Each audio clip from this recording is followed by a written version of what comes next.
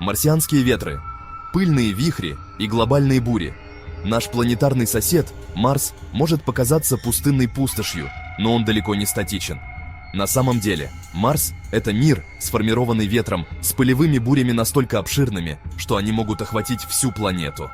Разреженная марсианская атмосфера, состоящая в основном из углекислого газа, может быть менее плотной, чем земная, на 1%, но она все же может генерировать удивительно сильные ветры.